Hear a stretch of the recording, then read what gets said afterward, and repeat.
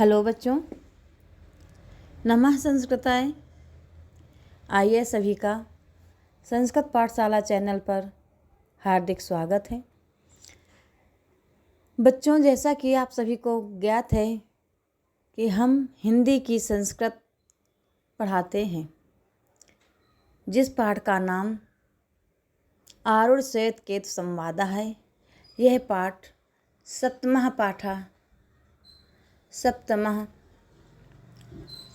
पाठः से लिया गया है। यह पाठ 7वां लेसन है, 7वां पाठ है आपका। और आरूढ़ श्वेत केतु संवादा छांदोग्योपनिषद से लिया गया है। छांदोग्योपनिषद, आपने उपनिषद वेद पुराण समझते होंगे, उसी उपनिषद का छोटा सा भाग यहाँ प्रस्तुत है। आप सभी वाचन करेंगे। हम सभी से विनम्र निवेदन करते हैं कि वाचन करने पर अनुवाद करने के लिए और प्रश्नोत्तरी के लिए आप अपनी पुस्तक अवश्य खोलें।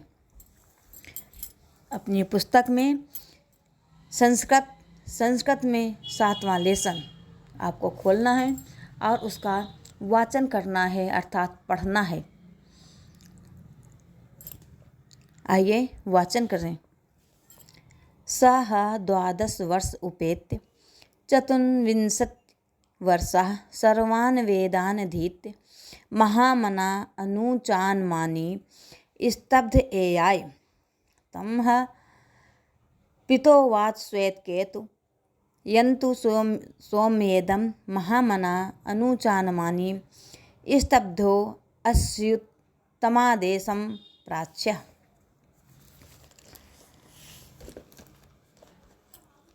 श्वेत केतु के बारे में बताया कि वह श्वेत केतु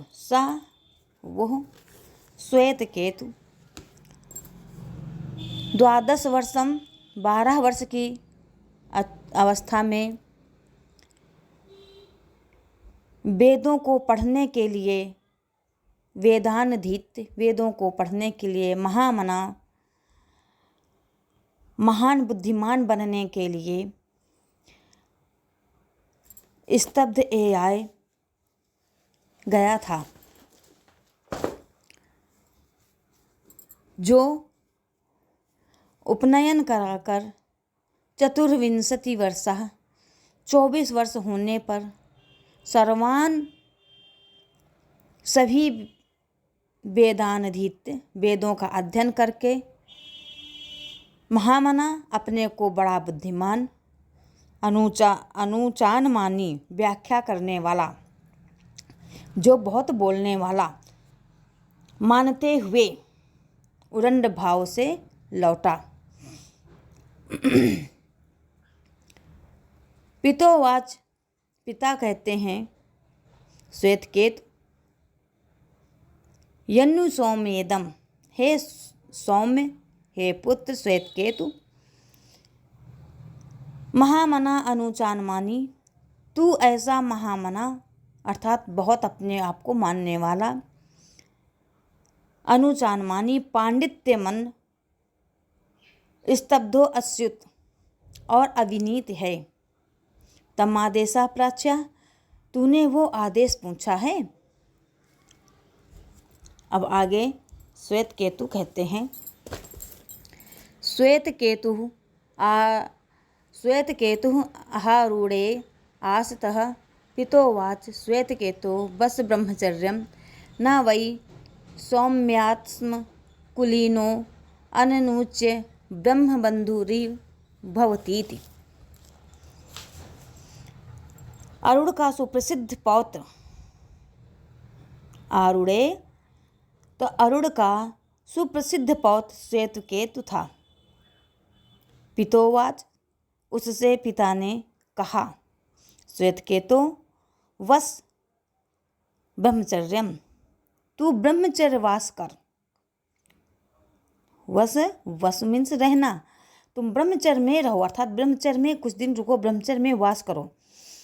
क्योंकि न वह सौम्य, क्योंकि हे सौम्य, आत्मकुलीनो अननुच्य, हमारे कुल में उत्पन्न हुआ कोई पुरुष ब्रह्म बंधुरिव भवतीति, अध्ययन ना करके ब्रह्म बंधु सा नहीं होता। कोई हमारे कुल में अध्ययन करने के बाद ब्रह्म बंधु सा नहीं होता। एनासुत सुतम भवत्यमतम मतम विज्ञातम विज्ञातमिति, कथम नु भगवः सा आदेशो भवतीति। जिसके द्वारा अश्रुत हो जाता है, एनासुत जो जिसके द्वारा सुना जाता है, अमत मत हो जाता है और अविज्ञात रूप से ज्ञात हो जाता है। अमत मत भवत्यम अमत मत लिखा है ना, तो अमत मत हो जाता है अर्थात अविज्ञात रूप से ज्ञात हो जाता है। कथम नु भगवः, यह सुनकर श्वेतकेतु ने कहा, सह आदेशो भवती, हे भगवान वो आदेश कैसा है। हे भगवान वो आदेश कैसा है। ना वै नूनम भगवंत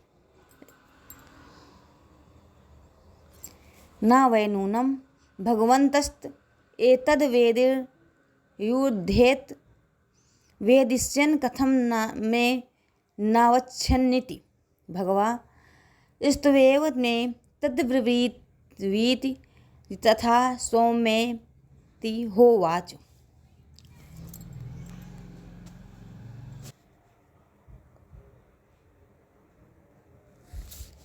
यथा सौम्ये केन नखनि क्रंतनेन सर्वं कार्यासं विज्ञात, स्याद्वाचारंभण विकारो नामधेयं कृष्णाय समित्येव सत्यमेव सौम्य सा आदेशो भवतीति।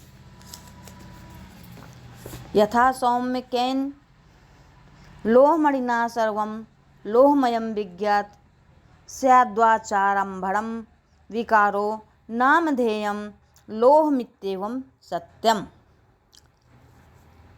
तो उन्होंने क्या कहा था, आपने ये पढ़ा कि जिसके द्वारा अश्रुत श्रुत हो जाता है, अमत मत हो जाता है, अभिज्ञात विशेष रूप से ज्ञात हो जाता है, अर्थात जो सुना ना जा सके उसको लोग समझ लेते हैं, सुन लेते हैं। जिसकी अमत, जिस पर कोई विचार न हो फिर भी वो मत हो जाता है, उस पर कोई विचार दे दे। जो अभिज्ञात हो, जानकारी में न हो और उसको कोई जान जाए, ऐसा कुछ सुनकर श्वेतकेतु ने भगवान से पूछा वो आदेश कैसा है। तो वो कहते हैं कि यथा सौम्यकेन नखनि क्रंतनेन सर्वं कार्यासं विज्ञात। हे सौम्य, जिस प्रकार एक नख क्रंतन के ज्ञान से संपूर्ण, एक नख क्रंतन के ज्ञान से सर्वम कार्यासं विज्ञात, संपूर्ण लोहे के पदार्थ जान लिए जाते हैं। स्याद्वाचारंभणम, क्योंकि विकारो नामधेयम, विकारवाणी पर, कृष्णाय समित्यमेव सत्यमेव, क्योंकि विकारवाणी पर अवलंबित केवल नाम मात्र है। सौम्य सा आदेशो भवती, ऐसा ही वो आदेश भी है, ऐसा वो आदेश भी है। सत्य केवल लोहा ही है। हे सौम्य, सत्य केवल लोहा ही है। यथा सौम्यकेन लोहमणिना सर्वं लोहमयं विज्ञात। हे सौम्य, जिस प्रकार एक लोहमणि का ज्ञान होने पर स्यादाचारंभणम विकारो नामधेयम लोहमित्येव सत्यम, संपूर्ण लोहमय या स्वर्णमय पदार्थ जान लिए जाते हैं, क्योंकि विकार वाणी पर अवलंबित नाम मात्र है। सत्य केवल स्वर्ण ही है। लोहमित्तम सत्यम, सत्य केवल स्वर्ण ही है। आइए बच्चों, इसकी प्रश्नोत्तरी देखते हैं।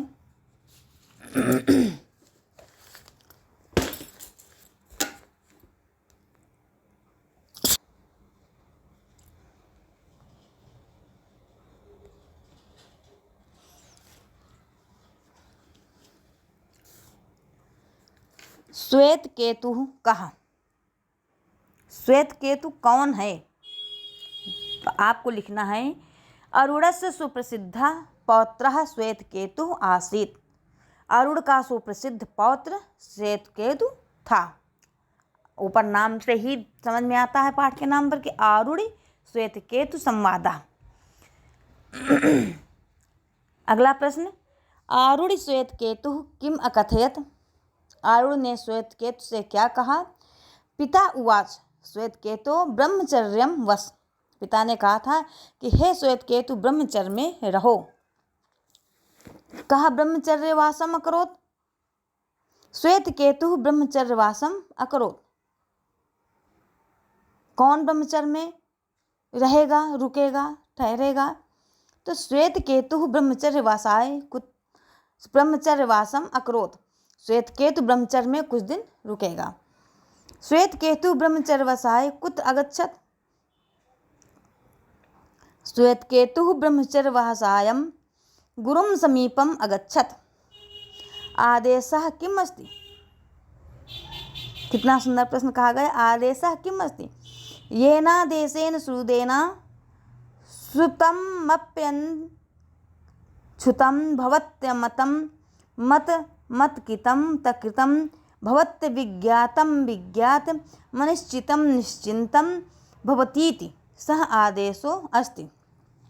वही बात जो आपने पढ़ी थी हमने अर्थ में कि आप अविज्ञात से ज्ञात हो जाता है।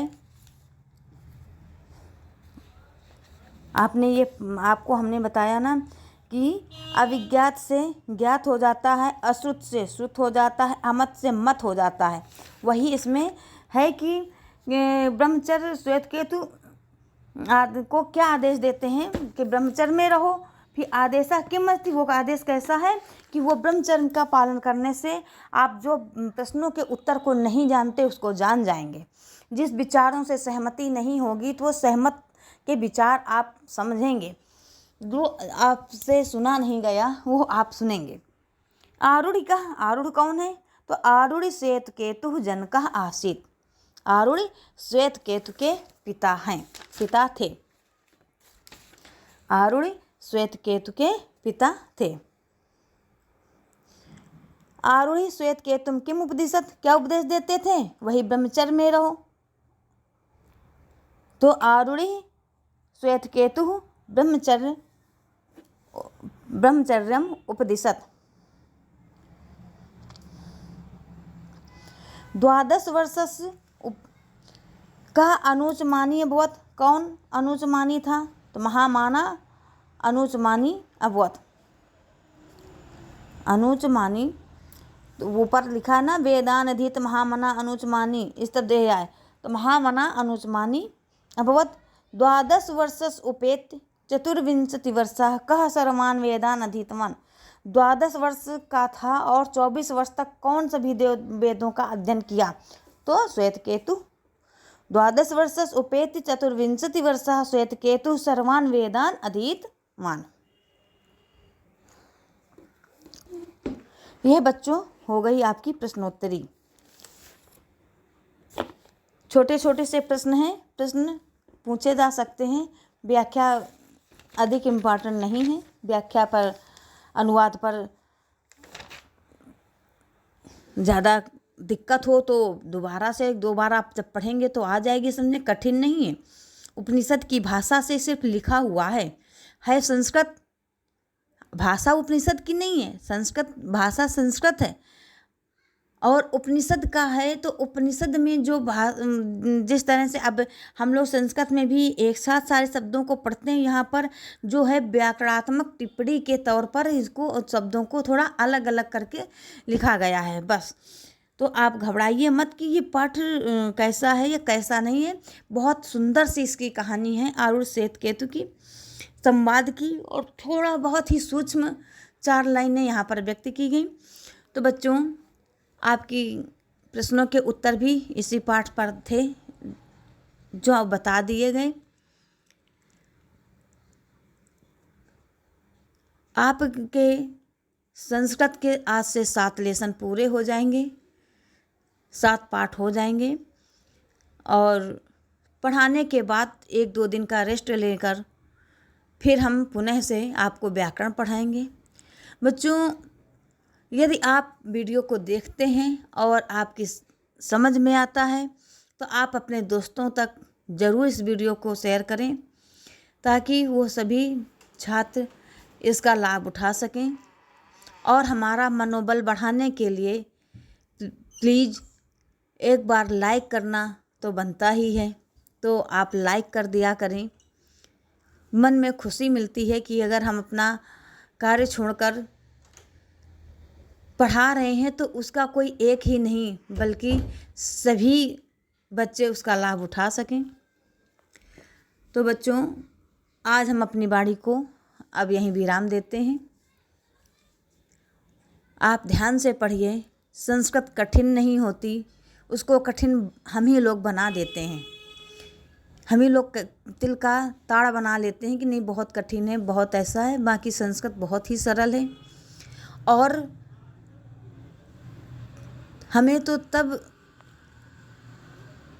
सोचने पड़ता है, तब हमें समझ में नहीं आता जब लोग संस्कृत को किस तरीके से कठिन बता रहे हैं, क्यों बता रहे हैं। बल्कि संस्कृत सभी को पढ़ना चाहिए क्योंकि आपके सभी वेद पुराण उपनिषद संस्कृत से ही लिखे गए थे।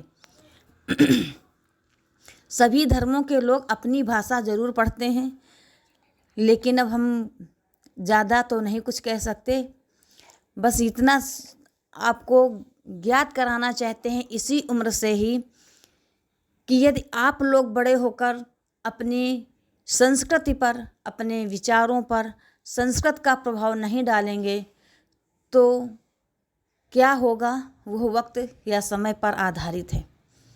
सभी अपनी भाषा का त्याग नहीं करते तो हम हिंदू लोग अपनी भाषा का त्याग क्यों करें। इसको सहर्ष स्वीकार करें।